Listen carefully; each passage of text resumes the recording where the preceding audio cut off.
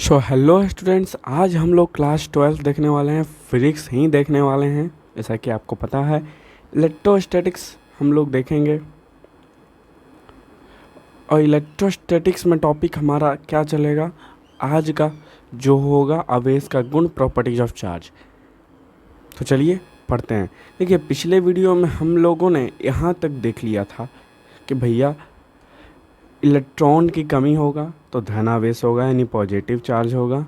जैसे सोडियम में हो सकता है आयन हो सकते हैं, हम बना सकते हैं, और भी ऐसे बहुत सारे। लेकिन जब इलेक्ट्रॉन की अधिकता होगी, यानी इलेक्ट्रॉन बढ़ जाएगा, तो ऋणावेश हो जाएगा। हाँ, उल्टा होगा, आप लोग समझ आइए, बस उल्टा। कमी होगा तो धनावेश हो जाएगा, इलेक्ट्रॉन की अधिकता हो जाएगा तो ऋणावेश होगा। पिछले वीडियो में हम लोग समझा दिया था, आप लोग वो वीडियो देख सकते हैं। तो यहाँ से एक पॉइंट निकला, आवेश का दूसर का गुण, यानी सेकंड प्रॉपर्टीज क्या निकला कि आवेश का स्थानांतरण भी हो सकता है। मतलब आवेश एक जगह से दूसरे जगह जा सकता है, दूसरे जगह से एक जगह आ सकता है। दूसरा पॉइंट हो गया प्रॉपर्टीज का, यानी हम लोग आवेश का गुण देख रहे हैं, और पिछले वीडियो में 1 और 2 गुण देख चुके थे, प्रॉपर्टीज 1 और 2 देख लिए थे। आज वीडियो में हम आगे की ओर चलेंगे। तो देखिए, एक छोटा सा मास टॉपिक आता है आवेश में कि भैया आखिर जब आवेश होगा तो मास आएगा कि नहीं आएगा। मतलब बिना मास के क्या आवेश संभव है? मतलब आवेश भी तो एक छोटा पॉइंट ही है दोस्तों, बहुत ही छोटा एक बिंदु ही है, बहुत ही छोटा एक बिंदु है। जैसे पॉइंट होता है वैसे ही तो पॉइंट का क्या होता है, कोई ना कोई भार होगा। यानी हम ले लें, हाँ, तो आवेश यानी एक बिंदु है, हम बोल सकते हैं आवेश एक बिंदु है, तो उस बिंदु का कोई ना कोई द्रव्यमान तो होगा। बिना द्रव्यमान के क्या चीज़ कोई संभव है? नहीं। एक छोटा सा ही वस्तु, यानी परमाणु परमाणु परमाणु जब 9th में टॉपिक आएगा तो परमाणु बहुत ही अच्छी तरह से डील करेंगे। ऐसे तो केमिस्ट्री का भाग है, पर थोड़ा फिजिक्स के भी अंतर्गत आता है परमाणु होना भी, तो पढ़ाएंगे। लेकिन अभी बात कर रहे हैं क्या कि परमाणु यानी एक सूक्ष्मतम कण, यानी इसका भी जब हो सकता है क्या भार, यानी द्रव्यमान। बात करते हैं द्रव्यमान का ही, तो उसका भी हो सकता है, तो भैया आवेश का क्यों नहीं हो सकता है? अब आवेश मैंने बताया था आपको, आवेश जब भी हम बोलेंगे तो दो ही तरह से बोलेंगे, या तो पॉजिटिव चार्ज और या तो नेगेटिव चार्ज। और जीरो चार्ज को हम क्यों नहीं लेंगे आवेश के अंदर? क्योंकि ये जीरो है, चार्ज के अंदर आएगा ही नहीं। ऐसे तो बोल सकते हैं कि मुख्यतः यह 2 प्रकार के होता है, लेकिन होता है 3, तो छोड़िए उसको, जीरो को भूल जाते हैं कुछ देर के लिए। हम 2 ही प्रकार को मानते हैं, एक धनावेश एक ऋणावेश। तो पॉजिटिव चार्ज और नेगेटिव चार्ज। अब पॉजिटिव चार्ज को हम लोगों ने क्या माना था? नहीं बोल सकते हैं कि प्रोटॉन हो गया, प्रोटॉन। हाँ, यानी पिछले वीडियो में हम लोगों ने प्रोटॉन और थोड़ा सा इलेक्ट्रॉन का बात भी किया था। तो इलेक्ट्रॉन को हम बोल सकते हैं नेगेटिव चार्ज। हाँ, तो क्या इन दोनों का मास नहीं होता है, द्रव्यमान नहीं होता है? होता है, इन दोनों का भी मास और द्रव्यमान होता है। क्या होता है? देखिए, यदि हम क्या बात करते हैं प्रोटॉन की, यानी प्लस की, इसका भी द्रव्यमान होता है। कोई दूसरा कलर ले लेते हैं हम लोग। हाँ, तो देखिए, होप आप लोग दिख रहा होगा अब। तो चलिए, अब प्रोटॉन का द्रव्यमान यानी मास ऑफ प्रोटॉन, ऐसे लिख सकते हैं हम लोग। यानी प्रोटॉन का द्रव्यमान क्या होगा, आप लोगों को पता होगा, कहीं ना कहीं पढ़े होंगे, और नहीं पढ़े हैं तो अभी पढ़ लीजिए। प्रोटॉन का द्रव्यमान 1.627 इंटू 10⁻⁻27 kg होता है। इतना होता है प्रोटॉन का द्रव्यमान। आप लोग बहुत ही सिंपल एक पॉइंट को याद रख सकते हैं, ऑब्जेक्टिव में भी बहुत बार पूछा हुआ है। हाँ, कि यानी धनावेश का यानी प्रोटॉन का क्या द्रव्यमान हो सकता है, और लगभग में होता है, एग्जैक्ट तो पता है किसी का नहीं होता है, तो लगभग में इतना हो जाएगा। आप लोग इतना भी लिख सकते हैं कि 1.62 इंटू 10⁻⁻27 kg, तो इतना भी लिख सकते हैं। तो ये होता है प्रोटॉन का द्रव्यमान, यानी प्लस चार्ज का द्रव्यमान इतना होता है। तो आप लोग पता चल गया कि कोई भी आवेश बिना द्रव्यमान के संभव नहीं है। अब देखिए, तो क्या इसका भी होगा, यानी नेगेटिव चार्ज यानी इलेक्ट्रॉन का भी तो कोई ना कोई मास होगा ना। तो काहे नहीं जी, होगा, वाई नॉट। चलिए हम लोग बताते हैं आपको कि देखिए इलेक्ट्रॉन का द्रव्यमान आप लोगों को पता होगा बहुत ही फेमस है, 9.1 इंटू 10⁻31 kg, बहुत ही फेमस था। तो देखिए ये दोनों आप लोग याद कर लीजिए, बहुत ही अच्छा पॉइंट है, ज़्यादा मुश्किल नहीं है, ये तो याद ही होगा, 9.1 इंटू 10⁻31 kg। अब आपको यही याद करना है, तो होप याद हो जाएगा। तो चलिए हम आगे बढ़ते हैं। अब देखिए एक और छोटा सा पॉइंट आ गया कि भैया प्रोटॉन और इलेक्ट्रॉन का गुण क्या हो सकता है, यानी इसका चार्ज क्या होगा। चार्ज गुण मतलब क्या, चार्ज आवेश का ही गुण पढ़ रहे हैं ना हम लोग। तो देखिए यहाँ पर भार हम लोग ने देख लिया कितना, भाई इतना होता है प्रोटॉन का और इलेक्ट्रॉन का, यानी धनावेश का और ऋणावेश का। तो क्या हम प्रोटॉन और इलेक्ट्रॉन का नहीं बोल सकते हैं कि आवेश क्या हो जाएगा, यानी प्रोटॉन का चार्ज क्या हो जाएगा, यानी प्लस पी, यानी प्रोटॉन धनावेश का चार्ज क्या हो जाएगा, प्लस में ही होगा क्योंकि यह प्लस है।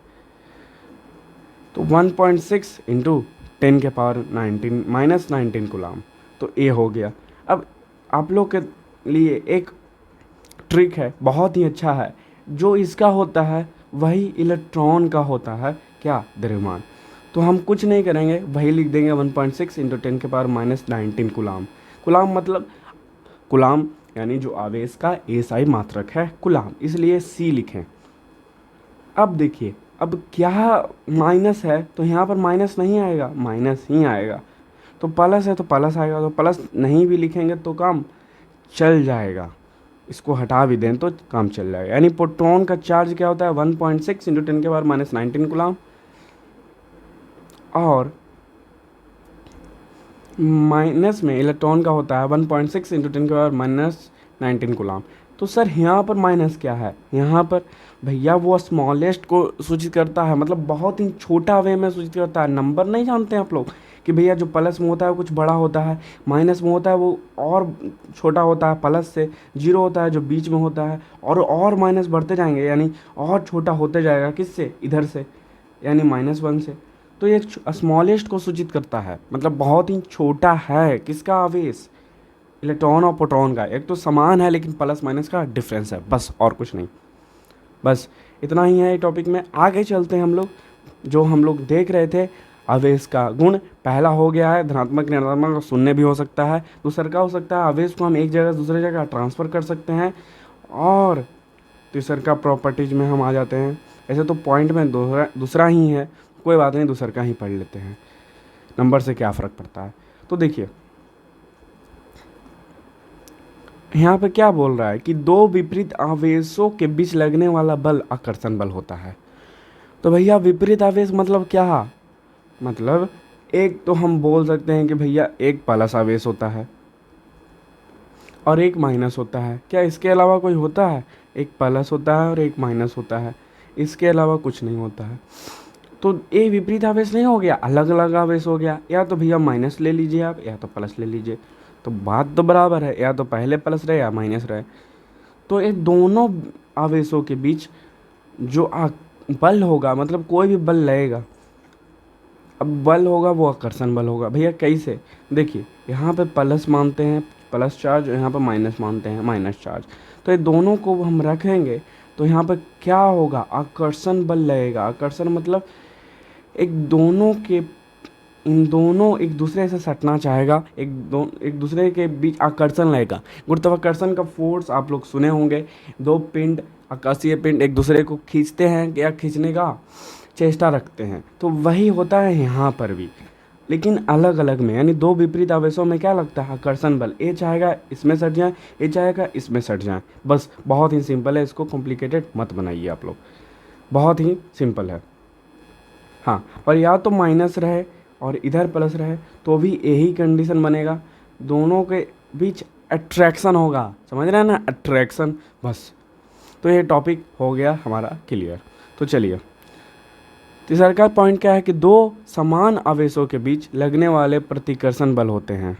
समान मतलब क्या, बराबर बोल रहा है, यानी यहाँ पर क्या बोला, बराबर बोला कि दो बराबर आवेश यदि ले लिए तो लगने वाले प्रतिकर्षण बल क्या होंगे? प्रतिकर्षण बल होंगे, यानी जो बल होगा वो प्रतिकर्षण होगा। कैसे? तो देखिए यहाँ पर माइनस ले लिए, अब बोला है समान, यानी दोनों तरफ माइनस लेना है। अब जब ये दोनों ले लिए फॉर एग्जाम्पल, तो क्या होगा? प्रतिकर्षण होगा, यानी क्या करेगा? प्रतिकर्षण मतलब आकर्षण का उल्टा क्या होता है? प्रतिकर्षण मतलब दोनों एक दूसरे के विपरीत भागेगा, मतलब यह नहीं चाहेगा इससे मिलना और यह नहीं चाहेगा इससे मिलना। समझ रहे हैं ना? मतलब दोनों के बीच अट्रैक्शन नहीं होगा, रिपल्सन होगा। इसको बोलते हैं रिपल्सन होना। नफरत एक तरह से रहेगा दोनों के बीच। और या तो आप ले लीजिए प्लस प्लस, इन दोनों के बीच भी अट्रैक्शन नहीं होगा, रिपल्सन होगा। हाँ, रिपल्सन होगा, यानी ये एक दूसरे के भागेंगे, यानी अट्रैक्शन नहीं होगा। क्या? दो इक्वल चार्ज के बीच। समझ गए ना? बहुत ही आसान है। अट्रैक्शन नहीं होगा यानी प्रतिकर्षण होगा। तो चलिए चौथा देखते हैं। आवेश संरक्षित होते हैं, चार्ज इज कंजर्व्ड। अब देखिए क्या बोल रहा है, संरक्षित मतलब क्या? भैया आप लोगों ने पढ़ा होगा कहीं ना कहीं आवेश संरक्षण का नियम, वही तो है। तो देखिए क्या बोल रहा है, आवेश संरक्षण का सिद्धांत बेंजामिन फ्रैंकलिन ने दिया था।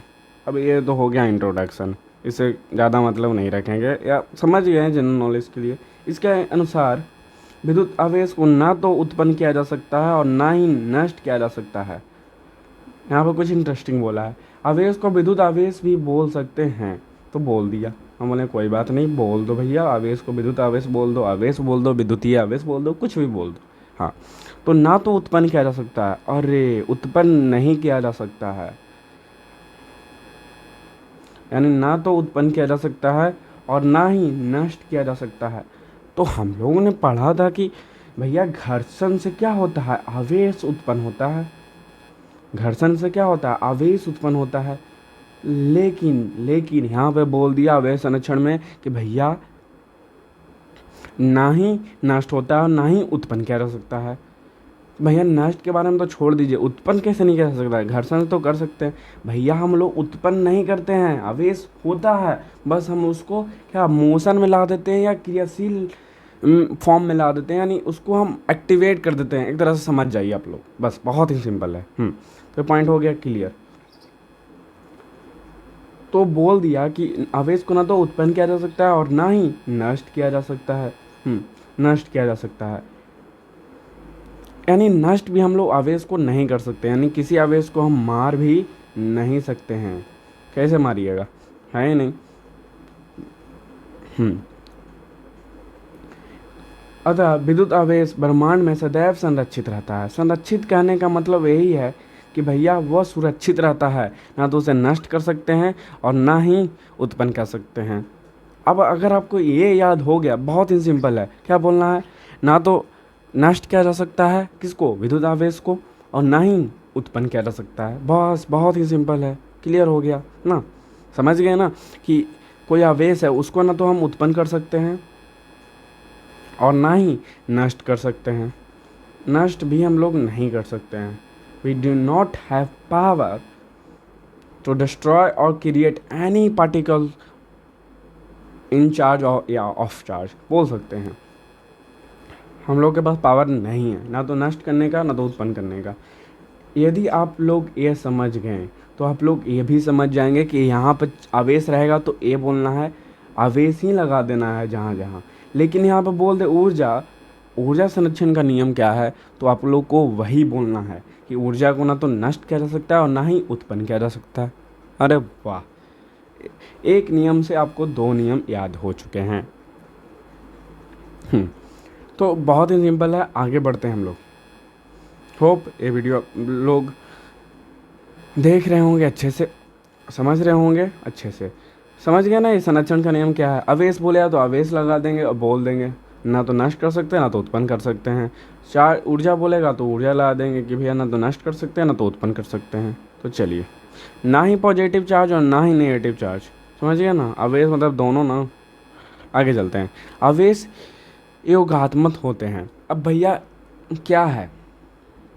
भैया आवेश को हम जोड़ सकते हैं, सिंपल तो है, योग आत्मक योग हम कर सकते हैं किसका, आवेश का, आवेश का योग कर सकते हैं। आपको इसको पढ़ना है तो पढ़ सकते हैं।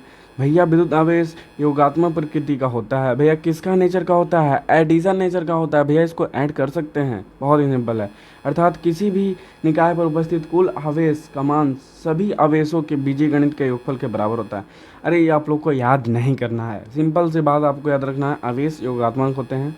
हाँ, ये आप लोग से पूछेगा नहीं डिफिनेशन में कि भैया बताइए क्यों होते हैं।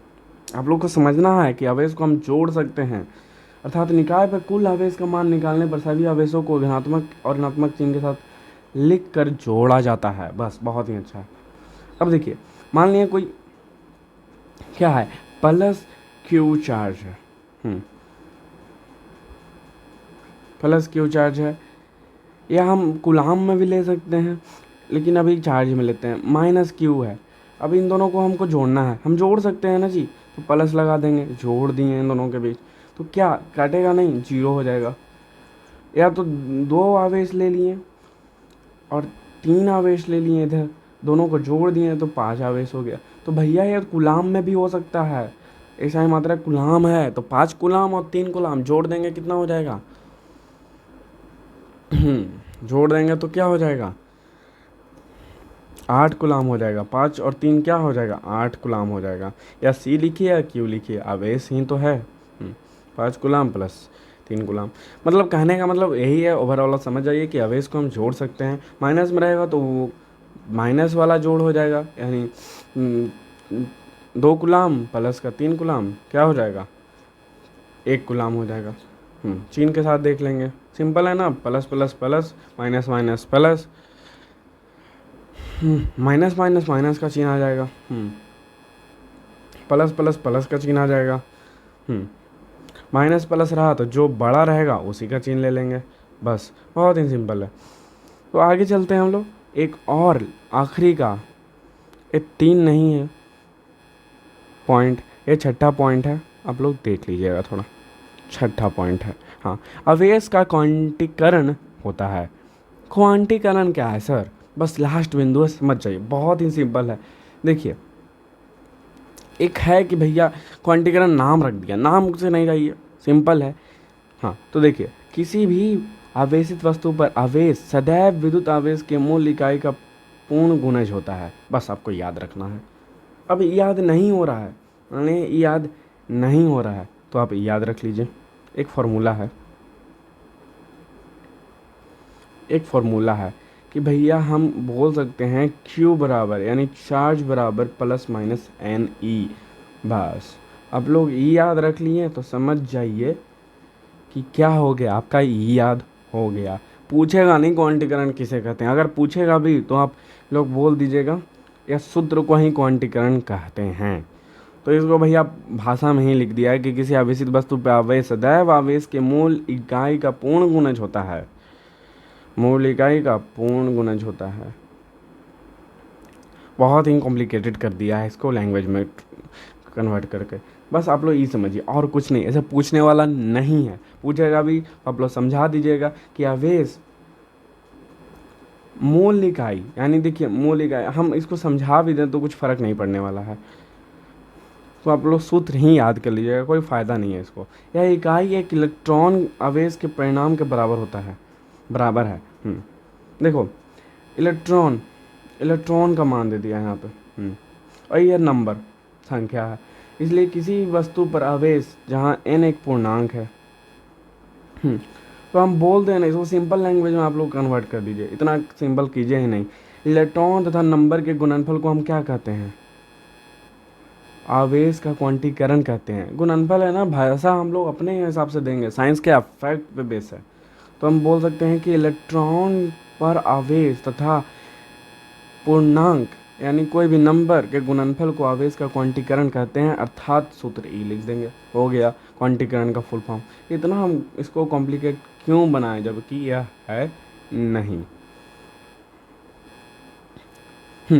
तो सिंपल है। अब देखिए यहाँ पर क्या बोला है कि Q बराबर plus minus N E, plus minus आपको समझ में आ रहा है कि यह प्लस में भी हो सकता है और माइनस में भी हो सकता है, लेकिन n अभी आप लोगों ने बताया यह क्या नंबर है, यानी प्राकृतिक संख्या बोल सकते हैं, प्राकृतिक संख्या बोल सकते हैं, 1 2 3 4 5 यह भी बोल सकते हैं। कभी कभी ये जीरो हो सकता है या नहीं भी होगा, वो हम आगे डिस्कस करेंगे। ई क्या है, आवेश है, यानी 1.6 × 10⁻⁻19 कूलम, हम जानते हैं ये होता है ना। यही होता है। चार्जिंग का बारे में हम पढ़ रहे हैं तो चार्ज ही लेंगे माइनस में, बस सिंपल है। अब इस पर न्यूमेरिकल भी बनते हैं, तो हम लोग अगले वीडियो में इस पर न्यूमेरिकल भी देख लेंगे और हम आगे बढ़ जाएंगे इस टॉपिक से। तो फिलहाल इस वीडियो में बस इतना ही, और पढ़ाएंगे तो वीडियो लंबा हो जाएगा।